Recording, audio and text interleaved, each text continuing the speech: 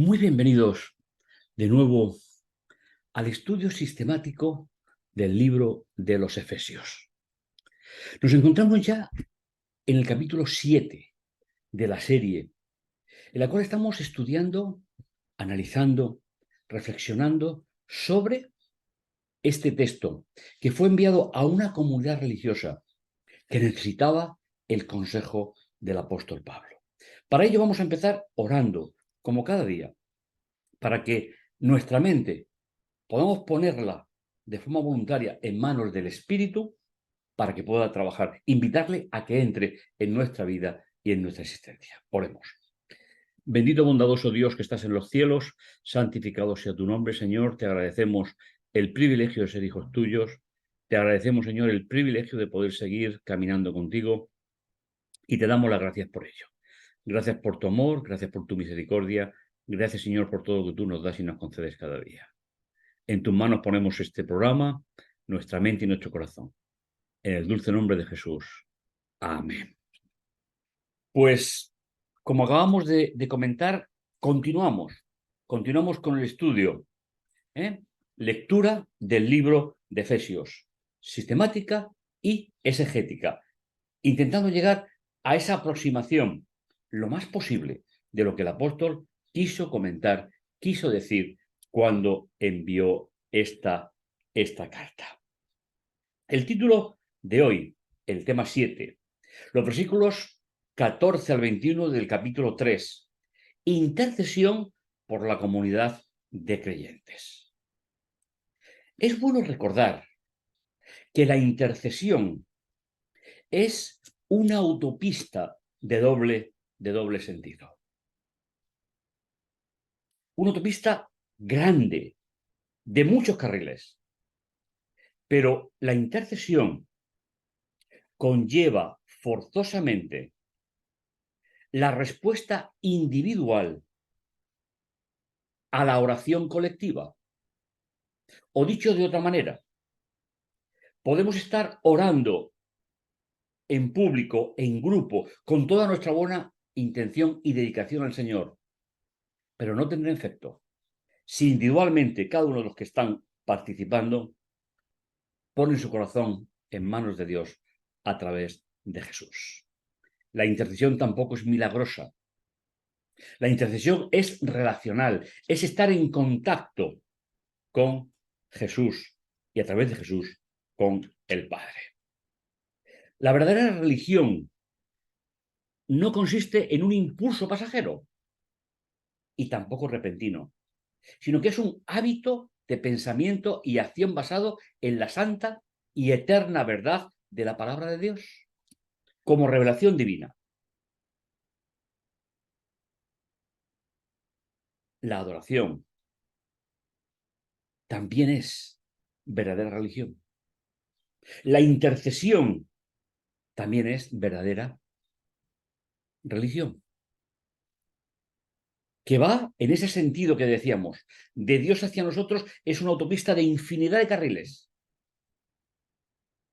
De nosotros hacia Dios es todo lo que nuestra mente puede poner en manos de Dios para que libremente, como Dios creador y sustentador, trabaje en nuestra vida. Y otro pequeño, si la verdad se ha de presentar en la mansedumbre y el amor de Cristo. Es decir, esa verdadera religión tiene que estar presentada siempre a través de la obra de Jesús. ¿Quién fue Jesús? ¿Cómo actuó? ¿Cómo se preocupó por los demás? ¿Cómo se preocupó por él mismo? Esa es la gran idea del programa de hoy. Seguimos con nuestra estructura lógica, tal y como Pablo la diseñó. Intercesión por la comunidad de creyentes. No se puede negar la preocupación de Pablo por sus hermanos, esperando su respuesta positiva en su relación con Dios. El texto está dividido, como ya estamos acostumbrados a través del texto en griego, está dividido en dos pequeñas microsecciones. Del 14 al 19, que habite el ungido Cristo por la fe en vuestros corazones. Y en segundo lugar, una vez que eso se produce, ¿cuál es la respuesta que da el creyente? No es una admiración solamente, aunque lo es, pero sobre todo, recordamos, es una relación personal, estable, inamovible en el tiempo y en la espera con Jesús. Comencemos. Comencemos con el primer versículo. Por lo cual adoro. ¿Sabéis? Hay algunas versiones que introducen pequeños matices que no siempre dan el sentido de la adoración en el momento de Pablo. No era corriente que la oración se hiciera nada más que de pie, las manos abiertas y mirando al cielo.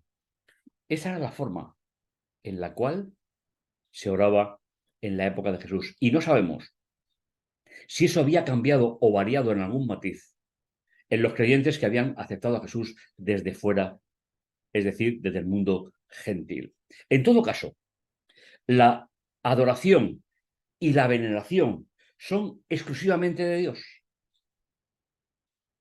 También implica el reconocimiento de Dios como soberano y de Jesús como el Señor, en toda su bondad y en toda su dimensión cósmica. Y en toda su dimensión cósmica. Por eso el apóstol dice, adoro ante el Padre, que es el origen de toda paternidad, tanto en el cielo como en la tierra. Es curioso que esta idea de paternidad que no aparece de forma clara en el Antiguo Testamento, conforme o configure uno de los aspectos fundamentales de la segunda gran parte de la Biblia, incluido Pablo. Paternidad.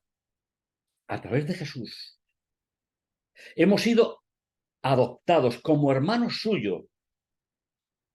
Lo podéis leer en Hebreos.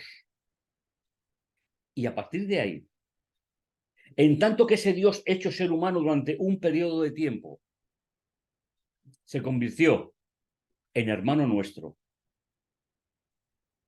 Por lo tanto, cuando Jesús se dirigía al Padre como tal, lo hacía también en nuestro nombre. Por lo tanto, es lógico pensar, como lo hace Pablo, que la paternidad es un concepto de adopción. Nosotros nacemos a imagen y semejanza de nuestros padres. Pero hay un regalo especial. Ese regalo especial es la filiación. Como herederos, lo hemos visto en versículos anteriores, tanto en el cielo como en la tierra. El cielo, el destino final de los que hemos sido engendrados en Cristo Jesús como hijos de Dios. Y le pido, de forma colectiva, que conforme a la riqueza de todo lo que Dios tiene, incluida su gloria, su espíritu, os llene de fuerza y de energía hasta lo más íntimo de vuestro ser. Pero permitidme volver a reflexionar en el tema. Una cosa es pedir y otra cosa es recibir. El apóstol pide de forma colectiva, pero no será una realidad, si no lo es de forma individual, en la relación del creyente con Dios. Su espíritu os llene de fuerza, energía, hasta lo más íntimo de vuestro ser. ¡Qué deseo tan espectacular el que el apóstol está expresando por aquella comunidad que tanto ama! Por aquellos vínculos del pasado, del presente que tienen entre ellos. Es digno de mención que Pablo no se olvidó de esa comunidad después de haber sido formada por otras cosas que tuvo que hacer, que las hizo fenomenalmente bien. Pablo seguía estando interesado en el bienestar espiritual y social de esa comunidad. Y el versículo que posiblemente sea la clave de esta sección, que Cristo viva, que habite.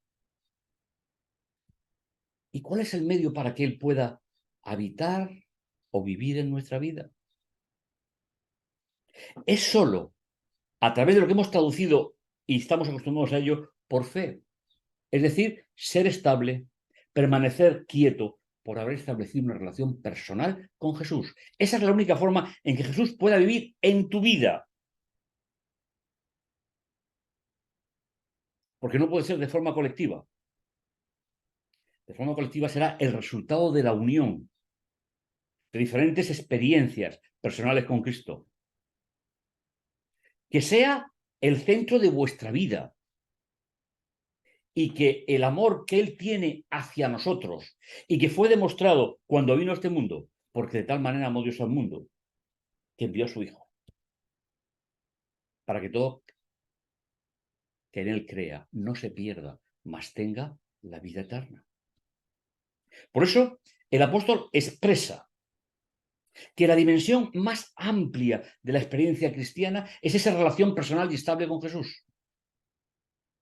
Permitidme volver un poco a la idea. No es un sentimiento. La fe es una persona. Hoy es un ser eterno. Es Dios mismo que pasó por la tierra. Que habite por medio de esa relación personal en el centro de vuestra vida y que el amor os sirva de cimiento y de raíz. El amor que Dios tiene por nosotros es el amor inteligente, el que no tiene en cuenta los errores del ser humano, si tiene en cuenta el proyecto de vida que Jesús tiene para nuestra vida. No tenemos mucho que ofrecer sino a través de Jesús. Por eso, la relación personal y estable tiene que ser el centro de nuestra vida, es decir, Jesús y el amor que Él tiene hacia nosotros, que dé sentido vital a nuestra existencia. Así seréis, y nos presenta una conclusión lógica. Así seréis capaces de entender, en unión con los creyentes, cuán largo, ancho, alto y profundo ese amor de Cristo.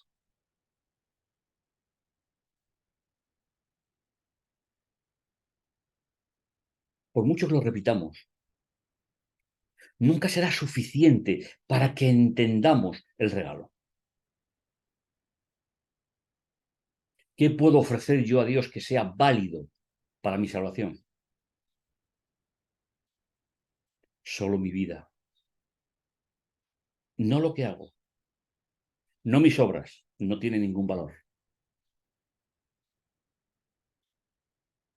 Aceptación de Cristo. Y es precioso ver cómo el apóstol presenta como un cubo largo, ancho, alto y profundo. Ya era una figura geométrica que se había descubierto y que se había trabajado muy bien por los pensadores griegos clásicos. En toda la dimensión de la plenitud espacial, en todas las direcciones, el amor de Cristo que desborda toda ciencia humana. Y volvemos un poco a la idea de otros programas anteriores. La ciencia humana es filosofía, es querer explicar por la razón todo lo que acontece en nuestro medio. Pero hay cosas, y eso tenemos que reconocerlo todos los creyentes, que no se podrán explicar con la razón, hasta que nos veamos cara a cara con Jesús en su segunda venida. No es que no se vaya a poder demostrar. Es que nosotros tenemos que cambiar nuestra condición y nuestra perspectiva y nuestra existencia para poder entender ciertas cosas que Dios ha hecho por nosotros. Por tanto, ese amor de Dios no se puede explicar por la razón, se puede vivir en la relación personal y estable. Si Cristo habita en tu vida, podrás entender a través de la revelación el amor de Dios. Y podrás entender que su culminación es alcanzar la plenitud misma de Dios en nuestra vida. Qué ricos son los matices que el apóstol Pablo presenta en estos versículos. Yo no sé qué sensación te da, pero a mí me da precisamente sensación de tranquilidad, de serenidad. Soy lo que soy, no por lo que soy, sino por lo que voy a llegar a ser en Cristo Jesús. Recuerda, a través de la ciencia humana, podrás ver lo que es demostrable, pero hay cosas que todavía no lo son, aunque un día serán completamente demostrables. Porque será el propio autor de la salvación el que nos lo explique de forma personal. La segunda microsección, los versículos 20 al 21, en cierto modo es una conclusión sencilla, pero también profunda. A que Dios, desplegando su poder sobre nosotros, es capaz de realizar todas las cosas incomparablemente mejor de cuanto pensamos o pedimos. Estamos hablando en la esfera espiritual, no estamos hablando en la esfera física, en la esfera de la persecución, en la esfera de la enfermedad. No es el primer sentido de esta frase. La enfermedad se sigue sin poder explicar. La muerte más todavía. El apóstol está pensando en que preparándonos para una vida junto a Jesús es más llevadero los problemas de cada vida. Los problemas de la vida, que son los que hacen tambalear en la mente del ser humano la realidad celestial.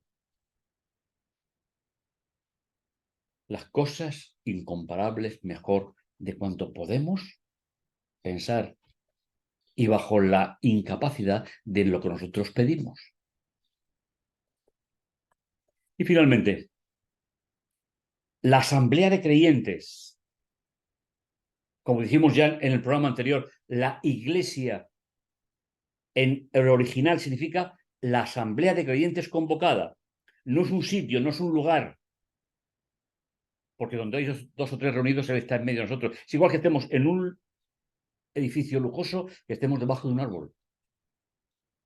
Es verdad que cada cosa tiene su lugar y su tiempo, pero a Él sea la gloria en Cristo y en la asamblea de creyentes convocada de edad en edad, por generación en generación, sin término. Nos acerca directamente a la eternidad. Queda poco que añadir a esta idea. La plenitud de tu vida y de la mía está en Cristo. Si no, solamente llegaremos a comprender lo que es demostrable, y el resto lo haremos a través del pensamiento filosófico, pero no es la idea de Dios. Por eso termina con un amén. Así sea. Y este es mi deseo para mi propia vida, y me gustaría que tú lo hicieses extensible a la tuya. A Él sea la gloria. Por generación tras generación, mientras esperamos su regreso. Y yo digo como Pablo, así sea. Como esa esperanza fortificada a través del amor de Cristo en nuestra vida. Pero la serie no acabará aquí, sino que continuamos. Tendremos un octavo tema, que es el resultado de todo lo que hemos comentado. Unidos en Cristo, unidos en el ungido, unidos en el Mesías. Y recuerda, hay un espacio de comunicación personal. Si necesitas o quieres hacer algún comentario, escríbeme y podremos disfrutar. Si es para dar respuesta colectiva, lo haremos, y si es personal, también lo haré. Recuerda, descubriendo la Biblia es el gran objetivo de nuestros estudios y de nuestros programas. Nos encontramos en el siguiente. No te lo pierdas. Sin ti, aunque no lo sepamos, no sería igual, porque buscamos la comunidad de creyentes. Que el Señor te bendiga, que el Señor te guarde. Hasta el próximo programa.